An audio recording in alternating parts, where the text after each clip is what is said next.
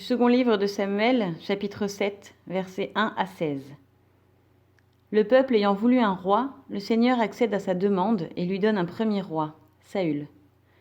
Malheureusement, ce dernier s'étant enorgueilli de son titre, il est devenu infidèle au Seigneur. C'est pourquoi Dieu décide alors de donner au peuple un roi que lui-même aura choisi et préparé à ce rôle. C'est David que le Seigneur est allé chercher derrière son troupeau. Dieu le prépare à devenir un roi juste en permettant qu'il soit injustement persécuté et poursuivi par Saül. Durant tout ce temps de persécution, David apprend à ne mettre sa confiance qu'en Dieu et en Dieu seul.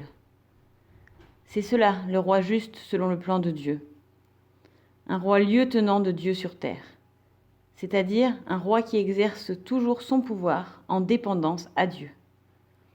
C'est ce que Nathan le prophète rappelle à David dans cet oracle des versets 5 à 16.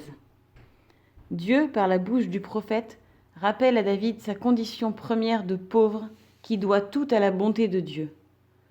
C'est moi qui t'ai pris au pâturage, derrière le troupeau, pour être chef de mon peuple Israël. J'ai été avec toi partout où tu allais. J'ai supprimé devant toi tous tes ennemis. David ne doit pas oublier que c'est Dieu qui lui a fait grâce en lui donnant la royauté, et non pas David qui fait grâce à Dieu en lui construisant un temple. Dieu bâtira la maison de David. Sa maison, c'est sa descendance. Dieu lui-même s'engage envers David de lui susciter un descendant qui soit le véritable roi selon le plan de Dieu. Une première lecture verra dans ce roi le juste roi Salomon qui bâtit le temple de Jérusalem. Mais une lecture chrétienne ne peut se contenter de cette première réponse.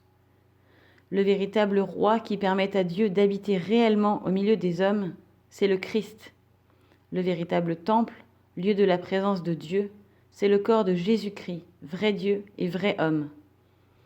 C'est ce qu'annonce Jésus lorsqu'il annonce qu'il relèvera le temple en 3 jours dans l'évangile de Jean. Mais lui parlait du sanctuaire de son corps. De l'évangile de Jean, au chapitre 2, versets 18 à 22. Le Christ est ce descendant de David promis par Dieu dans la bouche de Nathan.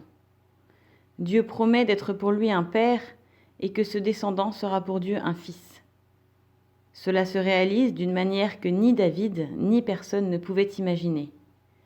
Jésus, descendant de David, ne sera pas seulement un fils adoptif de Dieu, comme l'ont pu être David ou Salomon, mais il est réellement le Fils. Il est le Fils unique du Père, engendré avant les siècles. À travers Jésus qui soumet ses ennemis par le moyen de la croix, sa résurrection et son ascension dans le ciel où il siège à la droite du Père, s'accomplit la promesse du verset 16. Ta maison et ta royauté subsisteront à jamais devant toi. Ton trône sera affermi à jamais. C'est le paradoxe que nous montrera la passion du Christ. C'est dans ces heures sombres que se manifestera la royauté de Jésus. Nous vous invitons maintenant à prendre le temps de relire tranquillement ce texte pour bien prier avec.